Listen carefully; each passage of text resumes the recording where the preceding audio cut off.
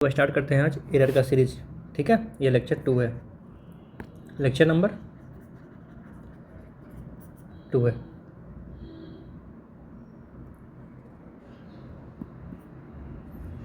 हम लोगों ने पिछले लेक्चर में टोटल 25 क्वेश्चंस देखे थे, उसमें से क्वेश्चन नंबर 18 रह गया था। ठीक है, तो वो आज मैं एक्सप्लेन कर दूँ। ये बहुत ही अच्छा क्वेश्चन है, वेरी इंपॉर्टेंट, इसे आप लोग नोट कर लेंगे। ठीक है, अब इसमें देखिए क्या बोला गया है। That the expedition faced unforeseen challenges, colour बदल लेता हूँ पहले, इन द ट्रेचरस माउंटेन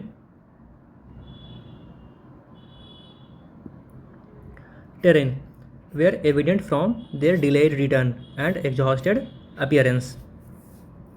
अब देखिए इसमें जो मेन वर्ब है वो कौन सा है। That the expedition faced unforeseen challenges in the treacherous mountain.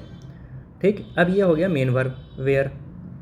ठीक है, बी का फॉर्म अगर मेन वर्ब का काम करे तो उसे लिंकिंग वर्ब भी हम लोग बोलते हैं। तो ये हो गया मेन वर्ब। अब ये दैट है और ट्रेचरस टेरेन है, ये है क्या, क्लॉज है। क्लॉज, अब क्लॉज और फ्रेज में क्या अंतर है। ग्रुप ऑफ वर्ड्स जिनके पास वर्ब हो अपना, उसे बोलते हैं क्लॉज। और अगर ग्रुप ऑफ वर्ड्स जिनके पास अपना वर्ब नहीं हो तो उसे बोलते हैं फ्रेज। ठीक है, तो ये देखिए that the expedition faced what unforeseen challenges in the treacherous mountain terrain.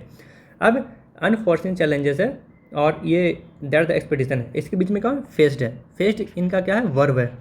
ठीक है, एक्सपेडिशन फेस के क्या, अनफोर्सिन चैलेंजेस। तो ये फ्रेज है, ये फ्रेज टोटल सेंटेंस का सब्जेक्ट के रूप में काम कर रहा है। ये जो टोटल ग्रुप ऑफ वर्ड्स है ना, ये सेंटेंस सब्जेक्ट का काम कर रहा है इस सेंटेंस का। ठीक है, इस सेंटेंस को हम लोग ऐसे भी कह सकते थे, इट वाज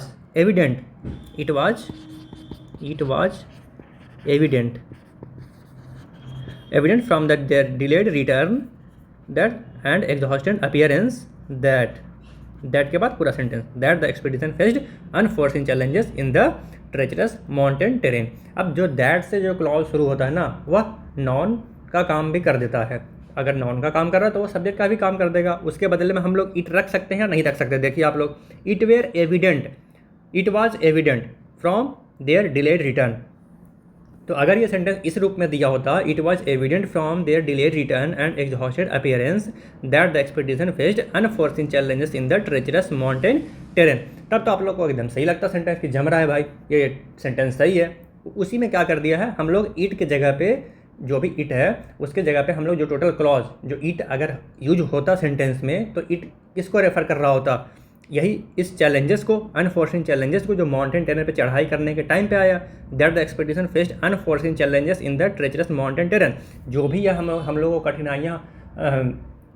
कठिनाइयों का सामना करना पड़ा माउंटेन पे चढ़ने के टाइम पे, उसी फीलिंग को ये बता रहा है। ठीक है, ये टोटल क्लॉज उसी फीलिंग को बता रहा है कि वहाँ पे चैलेंजेस थे, जो माउंटेन है उसका रास्ता टेढ़ा मेढ़ा है, वहाँ चढ़ाई करने में चैलेंजेस है। और वो किससे एविडेंट है, वो क्लियरली कहाँ से पता चल रहा है, उनका लेट आना और उनका थका होना, यहाँ से पता चल रहा है। तो यह एक एब्स्ट्रैक्ट नाउन की तरह है, मीन्स एक फीलिंग को बता रहा है कि चढ़ाई करने में परेशानी थी, उसी को वो सब्जेक्ट बना दिया। That the expedition faced unforeseen challenges in the treacherous mountain terrain. ठीक है, ये टोटल ग्रुप ऑफ वर्ड्स है, ये क्लॉज है और ये नॉन क्लॉज का काम कर रहा है। यहाँ पे ये सब्जेक्ट है। ठीक है, इसके बदले में हम लोग इट भी रख सकते हैं और इस फ्रेज को, इस क्लॉज को हम लोग बाद में शिफ्ट कर सकते हैं। It was evident from their delayed return and exhausted appearance that the expedition faced unforeseen challenges in the treacherous mountain terrain. ठीक है, तो आप लोग को आप क्लियर हुआ होगा, ये ग्रुप ऑफ वर्ड्स है, इनके पास अपना वर्ब है, इसलिए इसे क्लॉज बोलते हैं। अगर ये क्लॉज है तो कौन सा क्लॉज है, अगर दैट वर्ड से क्लॉज शुरू हो रहा हो तो ये नॉन क्लॉज होता है। अगर वो नॉन हो गया तो वो सब्जेक्ट बन सकता है। अगर वो सब्जेक्ट बन गया तो वो एक सिंगुलर सब्जेक्ट का काम कर रहा है। ग्रुप ऑफ वर्ड्स अगर सिंगुलर एक वर्ड के बदले में आ रहा है, अगर यहाँ पर हम लोग ईट रखते तो वो उसे रिप्लेस कर देता। ठीक है, और ये अगर वैसे देखें मीनिंग के हिसाब से तो ये एक फीलिंग के बारे में बता रहा है, एब्स्ट्रैक्ट नाउन के बारे में बता रहा है कि माउंटेन पर चढ़ाई करने में परेशानी है, तो उसके बदले भी वहाँ पर सिंगुलर हो जाएगा। तो आप लोग को मैंने दोनों तरह से बता दिया। अगर ग्रुप ऑफ वर्ड्स एक सिंगल सब्जेक्ट के रूप में काम कर रहा है काम कर रहा है तो वहाँ पे वर्ब सिंगुलर होगा, तो वहाँ पे यह वेयर के बदले में वॉज आएगा।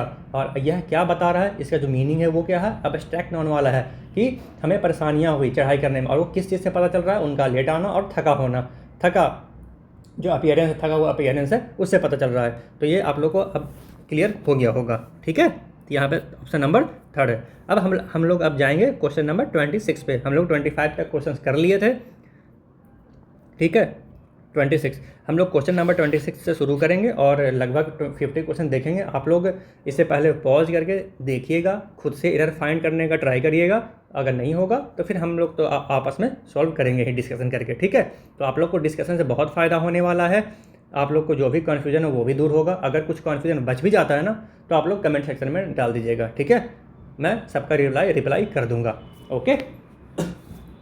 और सेशन ख़त्म होगा तो आप लोग को अच्छा कॉन्फिडेंस फील होगा कि एरर सॉल्व करते कैसे हैं, ठीक है। ये सारे एग्जाम्स में पूछे गए क्वेश्चंस लिया गया है। NDA, CDS, SSC के रिसेंट एग्जाम हुए हैं, सबका क्वेश्चन इसमें डाला हुआ है, ठीक है। तो पहला जो क्वेश्चन है वो हमारा देखिए क्या है।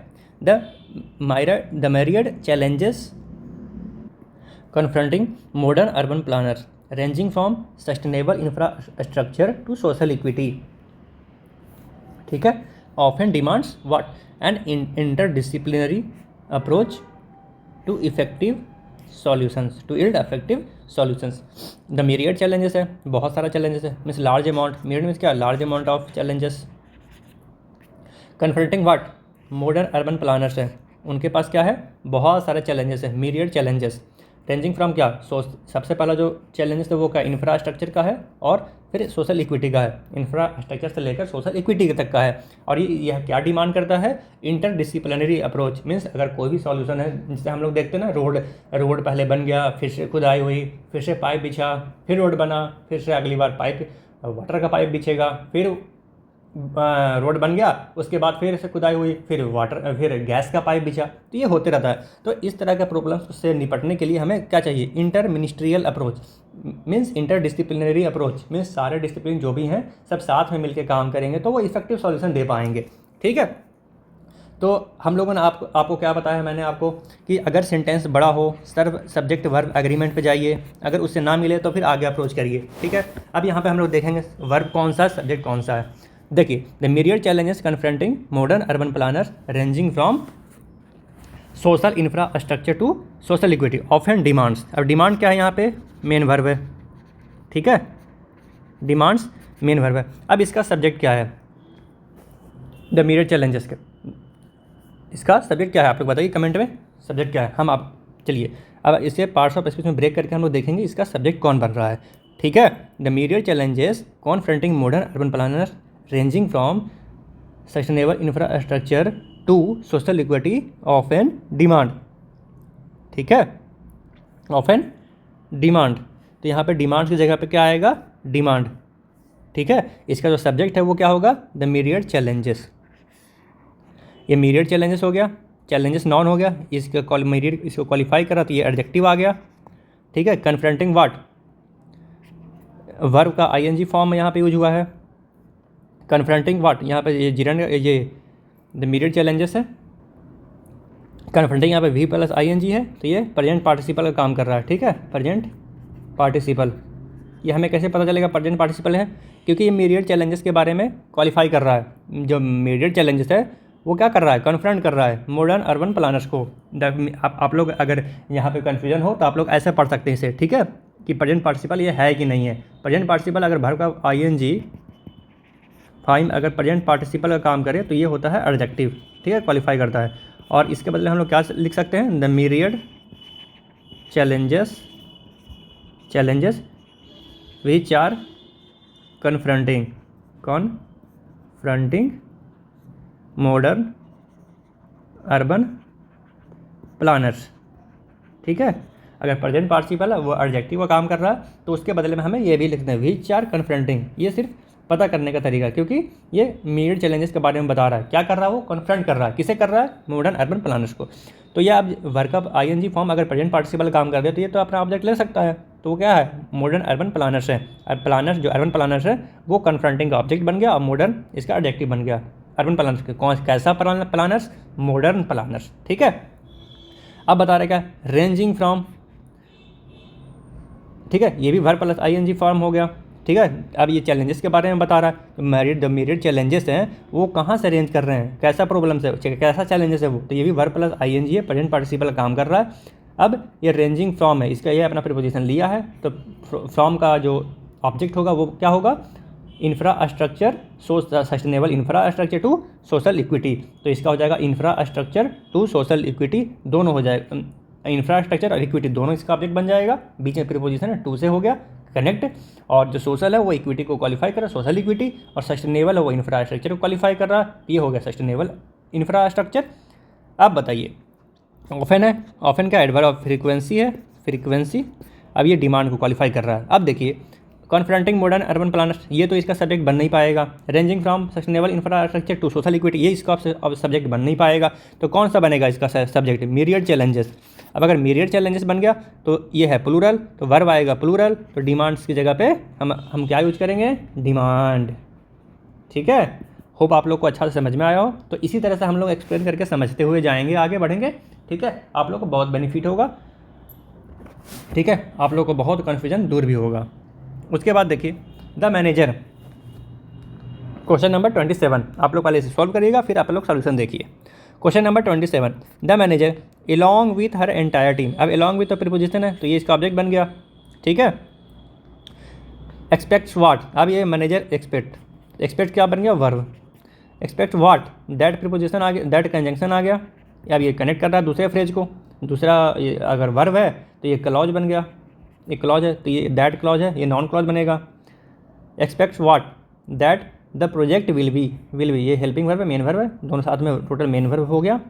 Before, project will be completed before the timeline, ये प्रीपोजिशन है, इसका ऑब्जेक्ट है, before the deadline, and this all submits the final report on Friday, submit what, the final report, ये हो गया नॉन, ये ऑन फ्राइडे हो गया, ये वर्ब ऑफ टाइम हो गया, ठीक है, on Friday, and this all submit, सॉल देखिए सेल है, अगर ये हेल्पिंग वर्ब का काम कर रहा है तो इसके बाद वर्ब का फर्स्ट फॉर्म यूज होता है, तो यहाँ सबमिट की जगह पे सबमिट होगा, तो आंसर कौन सा होगा इसमें, ऑप्शन सी, ठीक है। तो आप लोग को समझ में आ गया होगा, मैनेजर है अलॉन्ग विथ अ टीम है, तो जो सब्जेक्ट है वो मैनेजर है, उसके अकॉर्डिंग एक्सपेक्ट्स है वो सही है, दैट कंजंक्शन है, इसके बाद दूसरा क्लॉज जोड़ा गया है, ठीक है। विल बी कंप्लीटेड इस द प्रोजेक्ट का मेन वर्ब है, और बिफोर द डेडलाइन ये प्रीपोजिशन है, उसका ऑब्जेक्ट हो गया, एंड से दूसरा क्लॉज जोड़ा गया, this all submit, okay. Question number 28 देखिए, अब the committees objective, the committees objectives included what, ये ऑब्जेक्टिव्स आ गया, ठीक है, ऑब्जेक्टिव्स नॉन आ गया, ये सब्जेक्ट का काम कर रहा है, ये इसका एडजेक्टिव है, अपोस्ट्रोफी एस लगा, कमिटीज ऑब्जेक्टिव्स, किसका ऑब्जेक्टिव, कमिटीज ऑब्जेक्टिव।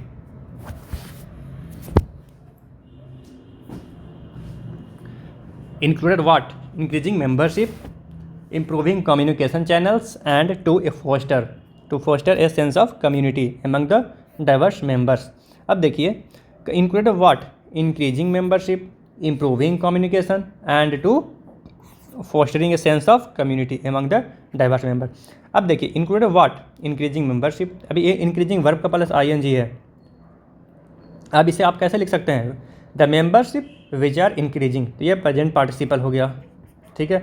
इम्प्रूविंग, ये भी प्रेजेंट पार्टिसिपल हो गया, the communication channels which are improving, and to foster. अब लेकिन यहाँ पे क्या हो गया, 2+V1, 2+V1 क्या बोलते हैं, इन्फिनिटिव, ये काम तो सब कुछ कर सकता है, नॉन का, एडजेक्टिव का, एडवर्ब का, ठीक है, बट यहाँ पे सिमिलरिटी नहीं है। अगर यहाँ पे इम्प्रूविंग है, इंक्रीजिंग है, इम्प्रूविंग है, तो यहाँ पे क्या हो जाएगा, फोस्टरिंग, ठीक है। सिमिलर वर्ड्स यूज करेंगे, सिमिलर पार्टिसिपल्स यूज करेंगे, ठीक है, प्रेजेंट पार्टिसिपल यूज करेंगे ताकि वो पैरेलल हो, कनेक्शन जो हो पैरेलल हो, ठीक है। तो यहाँ पे फोस्टरिंग हो जाएगा, तो इसमें कौन सा सही होगा, ऑप्शन नंबर सी। अब बताइए आप लोग, क्वेश्चन नंबर 29 कौन सा सही होगा, the unique challenges of the project including it's, including है, ये भी प्रीपोजिशन है, ये इसका ऑब्जेक्ट बन गया, it's remote location, and the unique challenges of the project including its remote location and the unpredictable weather patterns makes its successful completion a testament to the team's resilience, ठीक है। तो इसमें कौन सा आंसर होगा बताइए आप लोग, सोचिए थोड़ा। अब देखिए the unique challenges of the project, अब इसमें सब्जेक्ट कौन सा है, इंक्लूडिंग हो गया प्रीपोजिशन, ठीक है, इसका ऑब्जेक्ट ये बन गया, इसका एंड से जुड़ा हुआ है तो ये भी इसका ऑब्जेक्ट बन गया इस प्रीपोजिशन का। तो इंक्लूडिंग से लेकर ये तो अपना अलग हो गया। उसके बाद द यूनिक चैलेंजेस है, चैलेंजेस क्या है, नॉन है, ये इसका एडजेक्टिव है, यूनिक है, ये एडजेक्टिव हो गया, ठीक है। ऑफ प्रीपोजिशन हो गया तो ये इसका प्रीपोजिशनल ऑब्जेक्ट हो गया, ये प्रीपोजिशन हो गया। तो जो सब्जेक्ट बन सकता है वो कौन सा बन सकता है, चैलेंजेस, चैलेंजेस क्या है, प्लूरल, तो प्लूरल तो मेक्स की जगह पे क्या आएगा, मेक, वर्ब भी प्लूरल होगा, तो ये option number C. The venerable institution aims to, तो समझ में आ गया होगा आपको, समझ रहे होंगे। द वेनरेबल, द इंस्टीट्यूशन है, ये क्या है, नाउन है, इसे क्वालिफाई करा वेनरेबल, तो ये हो गया एडजेक्टिव। एम्स हो गया मेन वर्ब, ठीक है, main verb. Aims to both what, to both what, preserve ancient, ये हो गया इन्फिनिटिव का काम कर रहा है, ठीक है। एम्स व्हाट, टू प्रिजर्व, ये इसका ऑब्जेक्ट है, इन्फिनिटिव नाउन का काम कर रहा है। प्रिजर्व अबे सेमी वर्ब है, इन्फिनिटिव क्या होता है, सेमी वर्ब होता है। अब सेमी वर्ब भी अपना ऑब्जेक्ट ले सकता है, preserve what, ancient text and promoting critical scholarship among its burgeoning community to of young researchers। अब देखिए aims to both what, preserve ancient text and, यहाँ पे देखिए अब टू की जगह, टू के साथ क्या था, प्रिजर्व, तो टू के बाद हमेशा फर्स्ट फॉर्म वर्ब आएगा। तो यहाँ पे देखिए टू के बाद क्या यूज हो गया, प्रमोटिंग, तो इसे क्या करेंगे, प्रमोट, क्योंकि जो एंड से जोड़ा गया है तो सबसे पहले टू प्रिजर्व है, ठीक है, और बाद में टू प्रमोट है, ये ऐसे लिखा हुआ है, ठीक है, दो इन्फिनिटिव को एंड से जोड़ा गया है।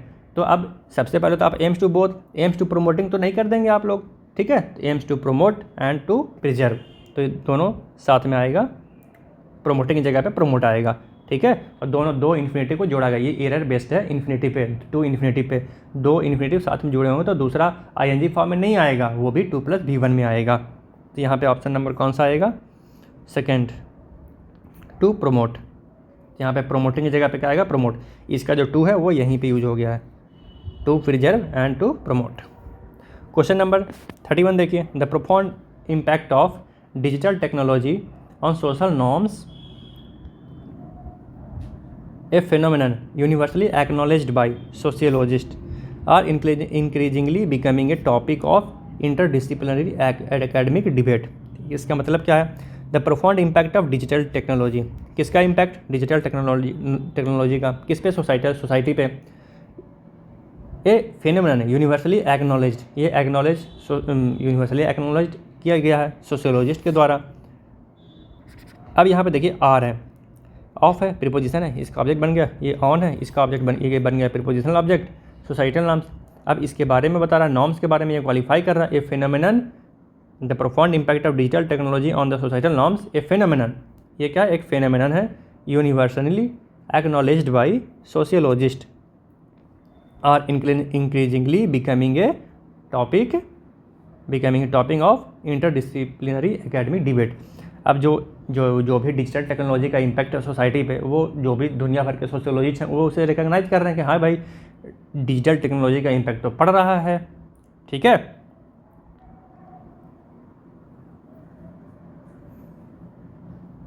तो और वो टॉपिक बन रहा है डिबेट का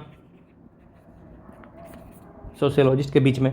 अब देखिए अब इसमें जो मेन वर्ब है वो तो आर है, क्योंकि देखिए द प्रोफाउंड इम्पैक्ट है, ये तो नॉन है, डिजिटल ऑन है, इसका प्रीपोजिशनल ऑब्जेक्ट हो गया, ऑन का प्रीपोजिशनल ऑब्जेक्ट हो गया। अब इस जो टोटल जो इफेक्ट है डिजिटल टेक्नोलॉजी का सोसाइटी पे, अब वही फेनोमेनन है, यूनिवर्सली एक्नॉलेज्ड, वही एक फेनोमेनन के बारे में क्वालिफाई कर रहा है, क्या है जो इम्पैक्ट पड़ रहा है डिजिटल टेक्नोलॉजी का, वो टोटल जो है वो फेनोमेनन है, universally acknowledged by all the society, ठीक है, ये उसे क्वालिफाई करने के लिए एक फ्रेज यूज हुआ है। अब यहाँ पे देखिए आर है, आर की जगह पे क्या होगा, इज, क्योंकि जो नाउन है वो क्या है, प्रोफाउंड इम्पैक्ट, ये इम्पैक्ट है, ठीक है। अब ये सब्जेक्ट बन गया, अब ये सब्जेक्ट बन गया तो ये सिंगुलर है, तो वर्ब भी क्या आएगा, सिंगुलर, तो यहाँ पे आर की जगह पे इज होगा, ठीक है, क्योंकि बाकी तो कोई इसका सब्जेक्ट बन नहीं पाएगा, एक प्रीपोजिशनल का ऑब्जेक्ट है, ये भी प्रीपोजिशनल का ऑब्जेक्ट है। अब ये एडजेक्टिव की तरह यूज हुआ, जो कोई क्वालिफाई कर रहा है उस नॉर्म जो हैपनिंग हो रहा है डिजिटल टेक्नोलॉजी का सोसाइटी पे इफेक्ट। तो यहाँ पे आर की जगह पे होगा option number C was confident that her plan would succeed. ठीक है। 4 it was not only innovative but also it was thoroughly tested by an independent team. तो आप लोग इसे सोच कर बताइए कि इसमें क्या एरर है, आप लोग फाइंड आउट करने का ट्राई करिए।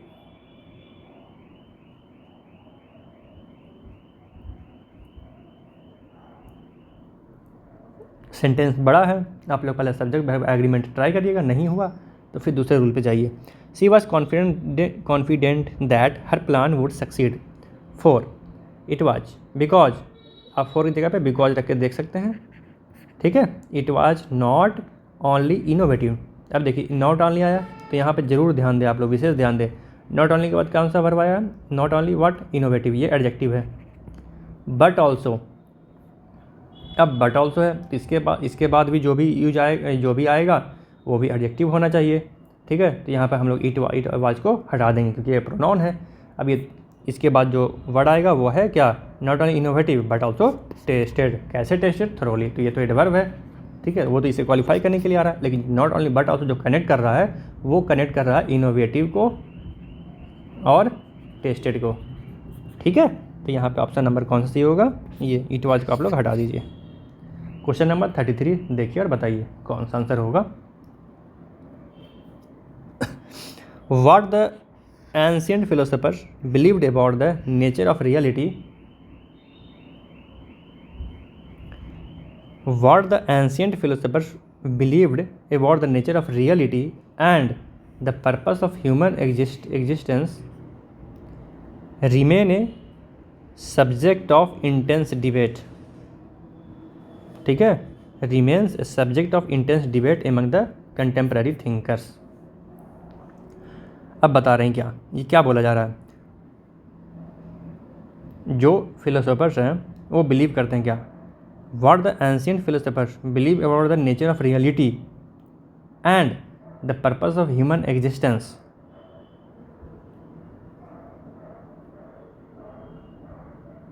Remains a subject of intense debate among the contemporary thinkers.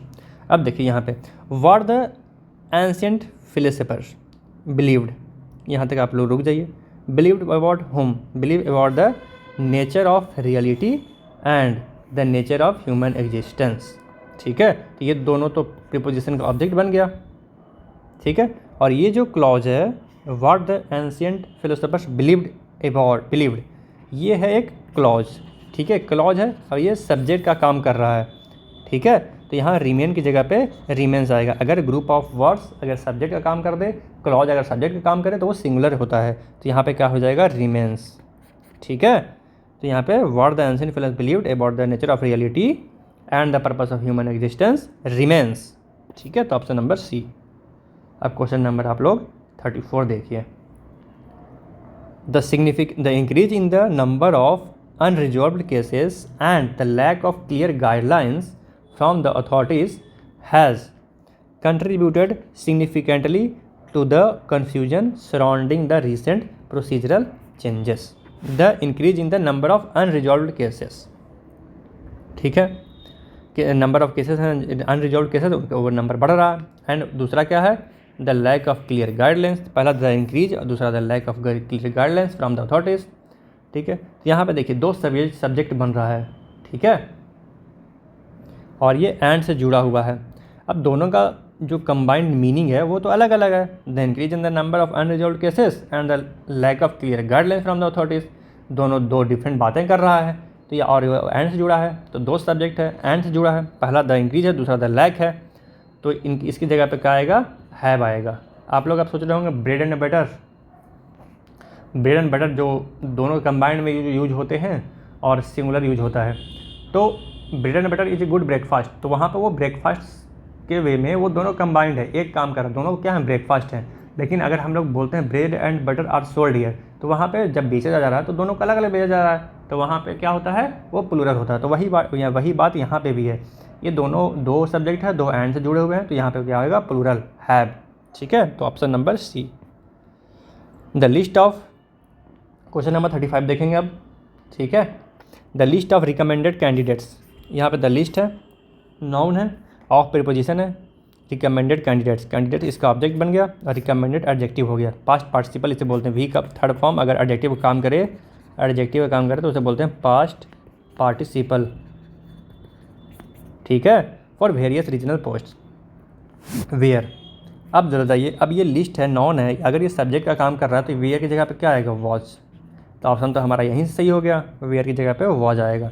तो option number B, the list of recommended candidates for various regional post.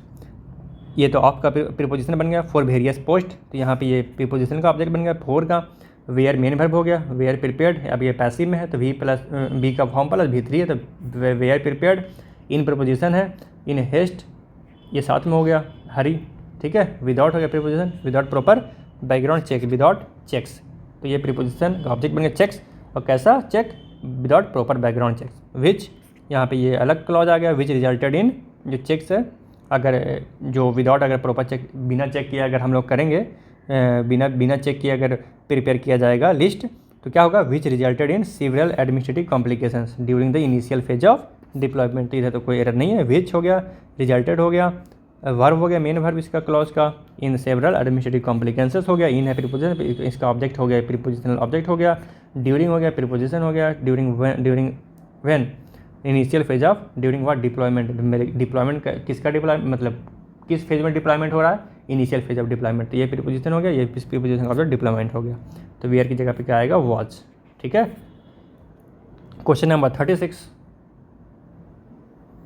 Question number 36 में क्या, the principal emphasized that it was not only lack of funding for in extracurricular activity that disheartened the student, but the lack of funding for extracurricular activities that disheartened the student, but the inconsistent support from the parents and faculty, which despite being crucial for success contribute to a decline in the overall participation rates। अब देखिए principal क्या emphasise किया कि एक तो lack of funding है जो बच्चों का दिल तोड़ा, और उसके अलावे जो बच्चे हैं और जो गार्जियन हैं और जो टीचर्स हैं वो भी सपोर्ट नहीं करते बच्चों को, ठीक है, जो कि बहुत क्रूशियल है किसी बच्चे के सक्सेस के लिए। वो क्या कंट्रीब्यूट किया, क्या overall decline in the overall participation rate. जो बच्चे पार्टिसिपेट नहीं करेंगे, सबसे पहले तो फंडिंग, लैक ऑफ फंडिंग है, दूसरा में टीचर और पेरेंट्स है वो सपोर्ट नहीं करते, जो कि इसेंशियल है सक्सेस के लिए बच्चों का। तो क्या होगा, यही सब जो रीजन है ये क्या कंट्रीब्यूट किया, बच्चों का पार्टिसिपेशन रेट का डिक्लाइन करने में बहुत ही महत्वपूर्ण योगदान दिया, बच्चों का पेरेंट्स का सपोर्ट ना करना और लैक ऑफ फंडिंग होना, ठीक है। तो इसका जो सब्जेक्ट बनेगा एम्फसाइज दैट है, ये तो दैट क्लॉज आ गया, it was not only lack of funding for extracurricular activity that disheartened the student, but also the inconsistent support from the parents and faculty, which despite being crucial for success contributes, ये contribute की जगह पे क्या आएगा, 36 contribute की जगह पे आएगा contributes।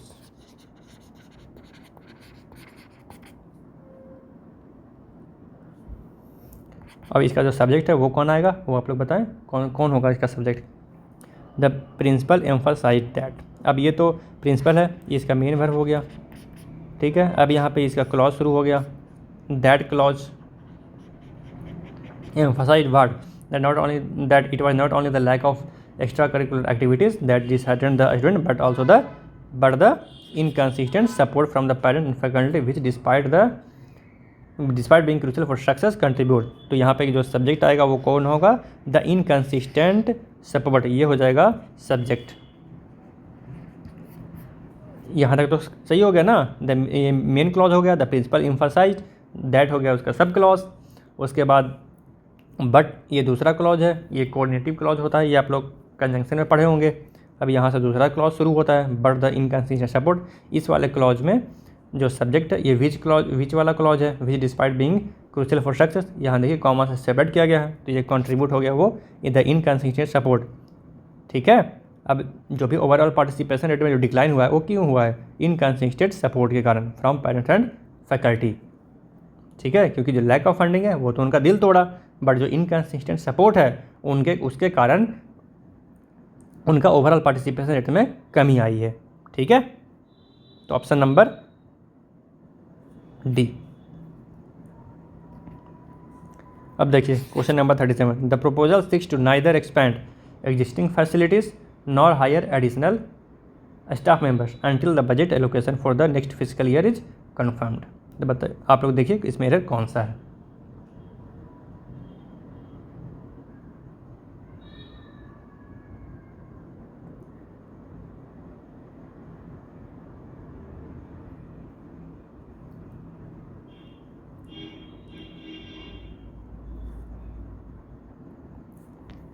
The proposal seeks to neither expand existing facilities nor hire additional staff member until the budget allocation for the next final year is confirmed।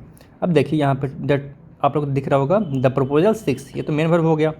अब टू नाइदर एक्सपैंड, ठीक है, टू प्रीपोजिशन हो गया, to तो preposition हो गया, ठीक है। अब टू के बाद हमेशा नॉन प्रोनाउन ही आएगा, ठीक है, क्योंकि टू के बाद ऑब्जेक्टिव होता है। ऑब्जेक्ट अगर हमेशा नॉन या प्रोनाउन होगा तो नाइदर तो नॉन प्रोनाउन है नहीं, ये तो है कंजंक्शन, ठीक है। तो यहाँ पे इसका मतलब ये बोलने का इसका मतलब था जो टू एक्सपैंड है वो साथ में आएगा, टू एक्सपैंड साथ में आएगा और ये इन्फिनिटिव का काम करेगा, इन्फिनिटिव का काम करेगा, ठीक है। तो 6 टू एक्सपैंड, तो यहाँ पे क्या आएगा 6 टू एक्सपैंड।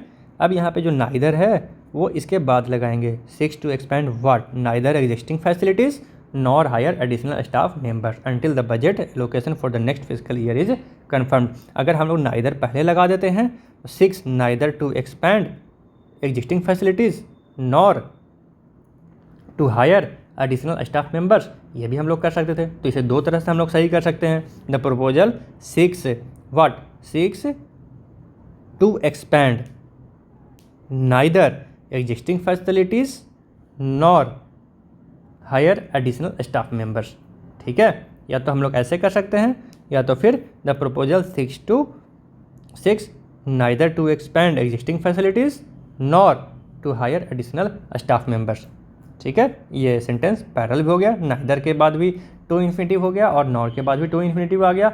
तो हम लोग इसमें दो ऑप्शन सही होगा, लेकिन हम लोग को जो मेन बेस्ट पॉसिबल आंसर मारना है वो टिक करना है एग्जाम के पर्पज़ से। तो जो मेन इसमें जो एरर है वो है स्प्लिट इन्फिनिटिव का एरर, स्प्लिट इन्फिनिटिव का। हम लोग सुधार तो सकते हैं दो तरह से, लेकिन हम लोग जो टिक करना है हम लोग को ऑप्शन में, वो हमें एक ऑप्शन टिक करना है। जो बेस्ट पॉसिबल आंसर है वो ये है, स्प्लिट इन्फिनिटिव का ये एरर है। तो जो टू नाइदर एक्सपैंड है उसे हम लोग टू एक्सपैंड साथ में ले आएंगे, और जो करेक्शन होगा या तो नाइदर पहले यूज करके हम लोग करेक्शन कर सकते हैं। The proposal 6 neither to expand existing facilities nor hire additional staff members, या तो फिर ऐसे कर सकते हैं the proposal 6 to expand neither 6 to expand what, neither existing facilities nor hire additional staff members, ठीक है। तो जो हम लोग टिक मारेंगे वो स्प्लिट इन्फिनिटिव फर्स्ट में मारेंगे, ऑप्शन नंबर ए। यहाँ पे जो नाइदर है वो इसके बीच में नहीं आएगा, कभी भी हम लोग स्प्लिट इन्फिनिटिव नहीं करेंगे, ठीक है। द कमिटी विच ओवरसीज, अब देखिए विच ओवरसीज, कभी कभी हम लोग को जब हम लोग बोलते हैं ना तो ऑटोमेटिकली वो सही हो जाता है। अब द कमिटी है 38, ओवरसी को हम लोग क्या करेंगे ओवरसीज, बोलते ही आप लोग देखें ना पकड़ में आ गया।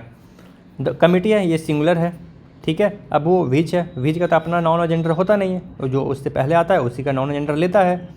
अब ये उससे जो पहले है वो सिंगुलर है वो, तो सिंगुलर की जगह अगर सब्जेक्ट सिंगुलर है तो वर्ब भी सिंगुलर आएगा, तो ओवरसी की जगह पे क्या आएगा ओवरसीज, ठीक है। तो ऑप्शन नंबर ए, आगे पढ़ने की ज़रूरत ही नहीं है। अब हम लोग फिर भी आगे पढ़ लेते हैं। ओवरसी हैज़ बीन ग्रांटेड, अब देखिए कमिटी को आप लोग बोल सकते हैं कि अगर कमिटी सिंगुलर की तरह यूज हुआ, committee is United in its decision, तो यहाँ पे कमिटी सिंगुलर है, the committee is divided over the proposal, तो यहाँ पे क्या होगा प्लूरल, क्योंकि कमिटी डिवाइडेड के फॉर्म में उसे बताया गया है, तो वहाँ पे हो जाएगा हैव। लेकिन यहाँ पे कमिटी देखिए आगे जो हिंट दिया गया है वो क्या है, कमिटी सिंगुलर है, ठीक है। तो ओवरसीज की जगह पे ओवरसीज होगा, ठीक है। Question number 39, the emergence of new infectious variants of preposition है, प्रीपोजिशन का ये ऑब्जेक्ट हो गया, वेरिएंट्स इमरजेंस नाउन है ये, और ये सब्जेक्ट का काम कर रहा है, new infectious variants amid preposition है, ठीक है। Amid what, inconsistent global, amid inconsistent global vaccination effort, amid efforts, कैसा efforts, inconsistent global vaccination efforts. Have की जगह अब यहाँ पे देखिए, ये तो प्रीपोजिशन ऑब्जेक्ट हो गया, ऑफ हो गया, ये प्रीपोजिशन का ऑब्जेक्ट हो गया, तो इसका सब्जेक्ट कौन बनेगा, इमरजेंस। इमरजेंस अगर सब्जेक्ट है तो वो सिंगुलर है, अगर सिंगुलर है तो हैव की जगह पे हैज आएगा। Has ignited debates on public health preparedness and international cooperation, ठीक है। तो option number 3।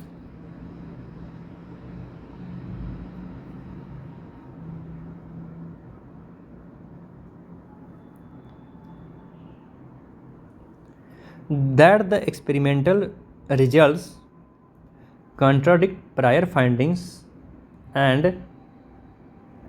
that the experimental results contradict prior findings and challenges established theories suggests what, the need for further investigation into the novel methodology। अब यहाँ पे देखिए that the experiment results है, अब that conjunction हो गया, यही वही है जो हम लोग ने पहले देखा था। दैट से जो क्लॉज स्टार्ट हो रहा है या एक पार्टिकुलर फीलिंग के बारे में बता, चाहे तो पार्टिकुलर एक थिंग के बारे में बता रहा होगा, ये दैट क्लॉज है। ये नॉन और नॉन का भी काम कर लेता है, चाहे तो सब्जेक्ट बन सकता है, चाहे तो ऑब्जेक्ट बन सकता है। तो देखिए अब आगे, दैट द एक्सपेरिमेंटल रिजल्ट्स, ये तो रिजल्ट है, ये तो नॉन है, एक्सपेरिमेंटल है तो ये एडजेक्टिव आ गया क्योंकि इसे रिजल्ट को क्वालिफाई कर रहा है। रिजल्ट कैसा है, एक्सपेरिमेंटल है। दैट द एक्सपेरिमेंटल रिजल्ट्स, अब देखिए कॉन्ट्राडिक्ट है तो कॉन्ट्राडिक्ट इसका मेन वर्ब हो गया। कॉन्ट्राडिक्ट व्हाट, प्रायर फीलिंग, ये मेन वर्ब का ऑब्जेक्ट हो गया। तो रिजल्ट अगर प्लूरल है तो वर्ब देखिए सिंगुलर यूज हुआ है, कॉन्ट्राडिक्ट। एंड जो दो वर्ब है कंट्राडिक्ट एंड चैलेंजेस, ये दोनों कंबाइंड हुए हैं एंड से, तो अगर कॉन्ट्राडिक्ट सिंगुलर है तो चैलेंजेस भी तो सिंगुलर आएगा क्योंकि जो दोनों का सब्जेक्ट है वो तो सेम है, सिंगुलर, ठीक है। The result contradict, results contradict and challenge established theories, तो दोनों का दोनों वर्ब क्या होगा, वो क्या होगा, प्लूरल होगा, ठीक है, क्योंकि जो सब्जेक्ट है वो प्लूरल है, रिजल्ट्स। तो यहाँ पे ऑप्शन हो जाएगा सज, option number 2 challenge. Challenge in इस जगह पे क्या होगा, चैलेंज, क्योंकि वर्ब रिजल्ट्स है और रिजल्ट्स प्लूरल है तो वर्ब प्लूरल होगा, ठीक है। तो हम लोग क्वेश्चन नंबर 40 तक ही रहने देते हैं, ठीक है। बाकी हम लोग नेक्स्ट लेक्चर में देखेंगे, लेक्चर नंबर 3 में। और इसका जो क्यूज फॉर्मेट में दिया गया है वो टेलीग्राम पे दिया गया है, ठीक है। वहाँ पे आप लोग जाकर क्यूज को अटेम्प्ट कर लें, ठीक है। उससे आपका बहुत अच्छा प्रैक्टिस हो जाएगा। और इसका जो PDF है वो लेक्चर ख़त्म होने के बाद आप लोगों को टेलीग्राम पे दे दिया जाएगा, ठीक है। तो आप लोग इस क्वेश्चन को दोबारा एक बार विजिट कर लें, देखें कहाँ कहाँ पे एरर है, और जो मैक्सिमम एरर है वो सब्जेक्ट वर्ब एग्रीमेंट पे आया है, ठीक है। आप लोग देखे होंगे maximum error subject verb agreement पे है। तो इस चैप्टर को आप लोग बहुत ही अच्छे से प्रिपेयर करें। अगर सब्जेक्ट वर्ब एग्रीमेंट आपको अच्छा करना है तो आपको पार्ट्स ऑफ स्पीच जो 10 चैप्टर्स हैं वो अच्छा करना पड़ेगा, ठीक है। तो मिलते हैं आप लोग से लेक्चर 3 में, और क्वेश्चन नंबर हम लोग 41 से रेज्यूम करेंगे, ठीक है।